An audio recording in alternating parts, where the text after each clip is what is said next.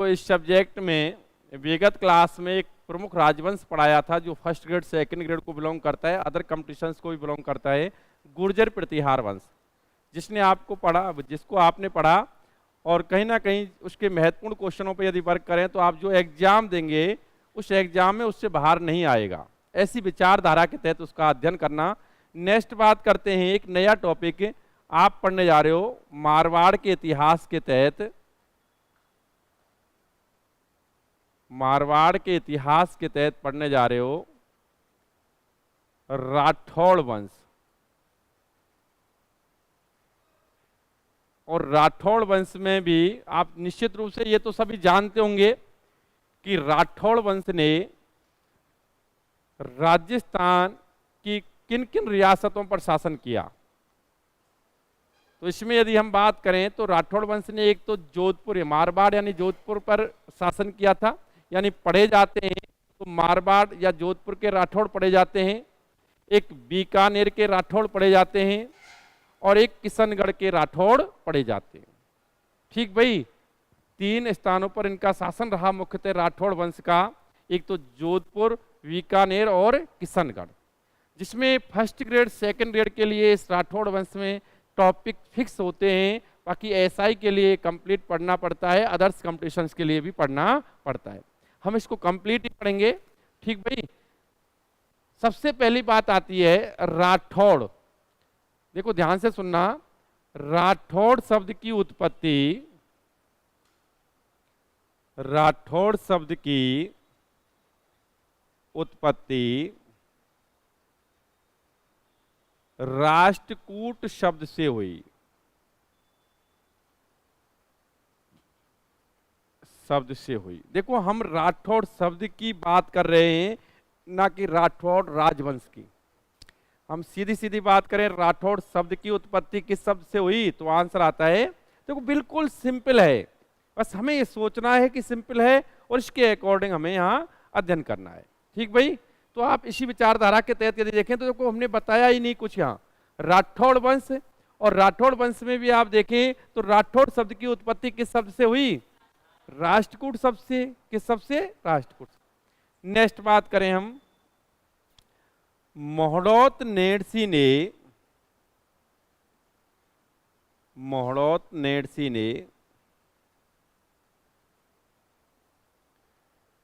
मारवाड़ के राठौड़ों को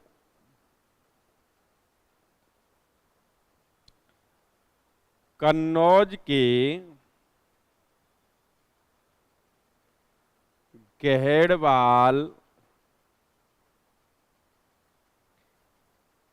शासक जयचंद का वंशज बताया। वंशज बताया। एक्चुअली मोहड़ौत नेडसी क्या बताते हैं, देखो पहली बात तो आप शायद बेहतर तरीके से जानते होंगे, मोहड़ौत नेडसी जिन्होंने राजस्थान इतिहास लेखन का सर्वप्रथम प्रयास किया। मोहड़ौत नेडसी जसवंत सिंह जो इसी राठौड़ वंश में शासक आते हैं उनके दरबारी कवि रहे। इसके संबंध में मोहड़ौत नेडसी के संदर्भ में और भी चर्चा की जाएगी इसी राठौड़ वंश के अंतर्गत जब शासक पढ़ाए जाएंगे। और आगे मैं आपको बता दूं, मोहड़ौत नेडसी ने जो मारवाड़ के राठौड़ हैं उनको कन्नौज के घेड़वाल शासक जयचंद का वंशज बताया। एक्चुअली मारवाड़ के राठौड़ वंश में संस्थापक पढ़ा जाता है राव सिया। कौन पढ़ा जाता है, तो जो राव सिया पढ़े जाते हैं उन राव सिया को कन्नौज के घेड़वाल शासक जयचंद का वंशज बताया है। ठीक भाई, देखो मैं आपको इस चीज को आप जानते होंगे, मेरे विगत क्लास में जब गुर्जर प्रतिहार वंश पढ़ाया था तो गुर्जर प्रतिहार वंश का अंतिम राजा बताया था यशपाल। यशपाल की हत्या की थी किसने, चंद्रदेव ने। चंद्रदेव ने कन्नौज पर घेड़वाल वंश की नींव डाली, ये बताया था। ठीक भाई, घेड़वाल वंश में आगे चलकर के एक प्रसिद्ध राजा हुआ जयचंद। आप राजस्थान इतिहास के तहत जब आप चौहान वंश पढ़ते हो तो आप देखेंगे तराइन के युद्ध पृथ्वीराज चौहान और मोहम्मद गौरी के मध्य हुआ। आपको शायद बताया जाता है उसी दौरान कि घेड़वाल शासक जयचंद ने मोहम्मद गौरी का सहयोग दिया था। हमारे भारत का प्रथम विश्वासघाती कहलाता है कौन? जयचंद। कई बार टिप्पणी भी कर देते हैं, कोई इस प्रकार का विश्वासघात करते हैं कि तू तो जयचंद निकला। ठीक भाई, जयचंद को विश्वासघाती कहा जाता है क्योंकि इसने इस विदेशी ताकत का साथ दिया था, भारतीय हमारे अपने पड़ोसी रियासत के राजा का साथ नहीं दिया था। किसका? पृथ्वीराज चौहान का। ठीक भाई, देखो लेकिन जो विदेशी आक्रांता हुए किसी के सगे नहीं हुए। निश्चित रूप से पृथ्वीराज चौहान तराइन के द्वितीय युद्ध में पराजित हुए थे।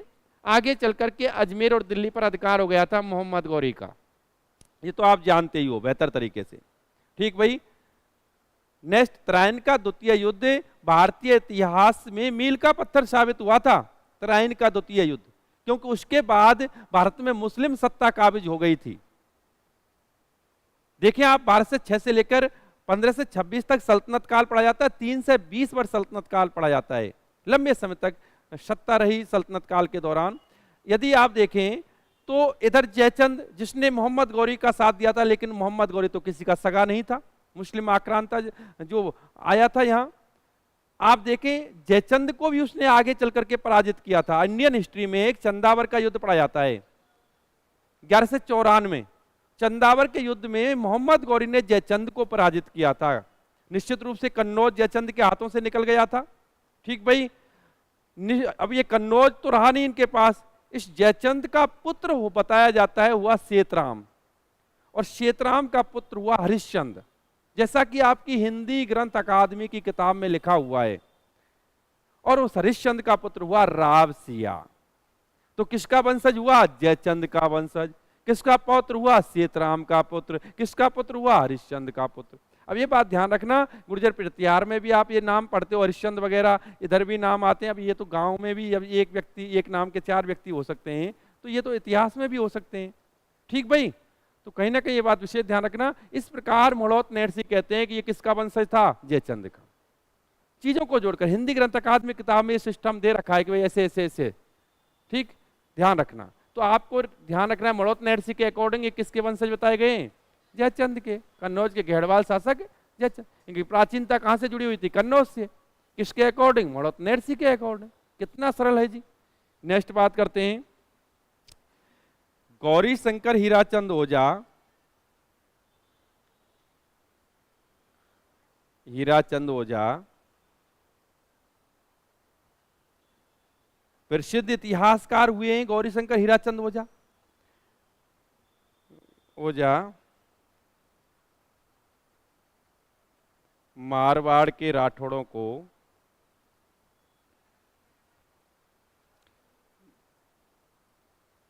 बदायूं के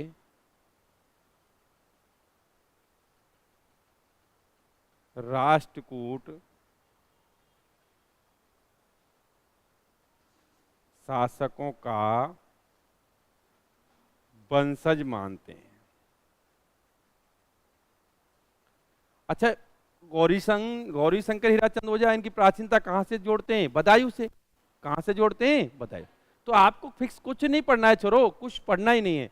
आपको ये पढ़ना है राठौड़ शब्द की उत्पत्ति किस शब्द से हुई? राष्ट्रकूट शब्द से। मोड़ौत नैरसी के अकॉर्डिंग आप देखें राठौड़ जो थे मारवाड़ के, इनकी प्राचीनता किससे जुड़ी हुई थी? जयचंद से। ठीक, गौरीशंकर हीराचंद ओझा इनकी प्राचीनता कहां से जोड़ते हैं? बदायूं से। बस 3 बातें। नेक्स्ट बात ध्यान से सुनना, आप इसी, ये तो राठौड़ वंश के संदर्भ में कुछ बातें थी। अभी आप जो पढ़ने जा रहे हो सब टॉपिक मारवाड़ या जोधपुर के राठौड़। मैंने आपको बताया ही था कि एक्चुअली राठौड़ वंश का शासन जोधपुर रियासत पर, मारवाड़ या जोधपुर रियासत पर रहा। यहीं जोधपुर से ही निकले बीकानेर के राठौड़, और यहीं से निकले कहाँ के राठौड़? किशनगढ़ के राठौड़। ये सारी चीजें आपके सामने स्पष्ट आ जाएंगी। जोधपुर के राठौड़, समझना इस चीज को। सबसे पहले हम पढ़ते हैं जी संस्थापक। जोधपुर के राठौड़ वंश का संस्थापक किसे माना जाता है? संस्थापक माना जाता है राव सिया। राव सिया को माना जाता है। ठीक भाई, बताया जाता है कि लगभग 1243 ईस्वी में इसने किसने, राव सिया ने मारवाड़ में राठौड़ वंश की नींव डाली। प्राचीनता किससे, जयचंद के घेड़वाल वंश से जुड़ी हुई है, ध्यान रखना। राठौड़ वंश की नींव इसने 1243 ईस्वी में डाली थी, ये बताया जाता है। ठीक भाई, इसके बाद जो प्रमुख शासक आया वो आया आस्थान। आस्थान के ये आस्थान आया। आस्थान के बाद प्रमुख शासक आया दूहड़। दूहड़ के बाद प्रमुख शासक आया कर्णपाल। मैं चूंकि आप जानते हैं विगत समय में भी मैंने जब मेवाड़ का इतिहास पढ़ाया था तो वंशावली लिखाई थी, आपको क्रमिक रूप से उपलब्ध है, इसलिए मैं लिखा देता हूं। यहां भी वही सिस्टम है, पहले वंशावली नोट कर लें, उसके बाद क्रम से हम शासकों को पढ़ते चले जाएंगे। जब कर्णपाल के बाद कई प्रमुख शासक आए, लेकिन कहीं ना कहीं वो इतिहास में इतना बड़ा महत्वपूर्ण स्थान नहीं रखते थे। आप यदि देखें तो राठौड़ वंश का प्रथम शक्तिशाली शासक था, जिसे कई किताबों में वास्तविक संस्थापक भी कह दिया गया है, और वो बंदा था रावचूड़ा। यानी कर्णपाल के बाद कई शासक आए, लेकिन प्रमुख शासक कौन आया, रावचूड़ा। मैं आपको स्पष्ट कर दूं, रावचूड़ा के दो पुत्रों का उल्लेख, इसका बड़ा पुत्र था राव रड़मल। कौन था, राव रड़मल, और इसका छोटा पुत्र था राव काना। एक्चुअली राव इनके लिए आगे इसलिए लग रहा है क्योंकि दोनों ही शासक बने थे। रावचूड़ा के बाद राव काना बना था और राव काना के बाद राव रड़मल बना था। अब वो किन परिस्थितियों में बने, कैसे बने, वो तो मैं आपको व्याख्या के साथ बताऊंगा बाद में। राव रड़मल के बाद शासक बना था राव जोधा। कौन बना, राव जोधा, जिसने जोधपुर नगर बसाया, इतिहास में एक महत्वपूर्ण स्थान रखता है राव जोधा। राव जोधा के बाद शासक बना राव सातल। कौन बना, राव सातल। राव सातल के बाद शासक बना राव सूजा। राव सूजा के देखो यहां, तो यहां मान लेते हैं हम, राव सूजा के बाद शासक बना राव गंगा। राव गंगा के बाद शासक बना राव मालदेव। राव मालदेव के बाद शासक बना राव चंद्रसेन। चंद्रसेन, चंद्र है, ध्यान रखना। नेक्स्ट इसके बाद शासक बना मोटा राजा उदय सिंह। उदय सिंह नाम था, मोटा राजा की तो उसे उपाधि दी थी अकबर ने। नेक्स्ट बात करें, इसके बाद सूर सिंह। सूर सिंह के बाद शासक बना, देखो यहां एंट्री हो रही है, यहां निकल रहा है, ध्यान रखना।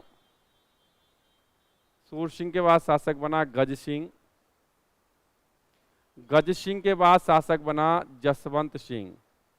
निश्चित रूप से वह प्रतापी शासक जिसने औरंगजेब की कट्टरता का विरोध किया था। इसी जसवंत सिंह ने कहा था कि औरंगजेब एक मंदिर तोड़वाएगा तो मैं 100 मस्जिद तोड़वाऊंगा। इसके संदर्भ में, इसकी वीरता के संदर्भ में कई बातें पढ़ी जाएंगी। जसवंत सिंह के बाद शासक बना अजीत सिंह। अजीत सिंह के बाद शासक बना अभय सिंह। अभय सिंह के बाद शासक बना वक्त सिंह। वक्त सिंह के बाद शासक बना, यहां देखो यहां एंट्री, विजय सिंह। विजय सिंह के बाद शासक बना भीम सिंह। ये भीम सिंह वही है जिसका कृष्णा कुमारी से विवाह तय हुआ था, लेकिन टाइम से ही मर गया। ठीक भाई। और भीम सिंह के बाद शासक बना था मान सिंह। मान सिंह जिसे इतिहास में सन्यासी राजा कहा गया, ये मान सिंह वही है जिसने कृष्णा कुमारी को लेकर के गंगौली का युद्ध किया था। आप देखो चीजें रिलेटेड है। आप जब मेवाड़ पढ़ चुके हो तो कुछ चीजें मारवाड़ की भी उससे रिलेटेड रहेंगी, आप देखेंगे, आपको बड़ा रोचक लगेगा। जब राव रड़मल अपनी बहन का विवाह, हंसाबाई का विवाह जब इलाका से करेगा तो वो चीज वहां भी पढ़ी थी और यहाँ भी पढ़नी पड़ेगी। ठीक भाई, तो चीजें रिलेटेड हैं, बहुत सरल हैं, आप लिंक कर सकते हैं। मान सिंह जिसने 1818 में ईस्ट इंडिया कंपनी से या अंग्रेजों से संधि कर ली। और आप देखते हैं विगत इतिहास में भी हम यही पढ़ते जा रहे हैं, यहीं तक पहुंच रहे हैं संधियों तक। ठीक भाई, ये बड़ा सरल है, बड़ा रोचक है। और निश्चित रूप से मैं बात करूं तो अगर फर्स्ट ग्रेड सेकंड ग्रेड में देखें तो इसके में बहुत ही कम मैटर है उनके लिए। एक्चुअली राव चंद्रसेन उनके लिए बड़ा महत्वपूर्ण है। ठीक भाई, बाकी पढ़ना सब है, क्योंकि मुगल राजपूत संबंध और संघर्ष के तहत कुछ राजा और भी पढ़ने को होते हैं, चाहे वो मोटा राजा उदय सिंह हो चाहे और शासक हो। ठीक, ध्यान से सुनना। अभी आप इसे जो मैं पढ़ाया है इसे आप नोट करेंगे, फिर हम आगे बढ़ेंगे।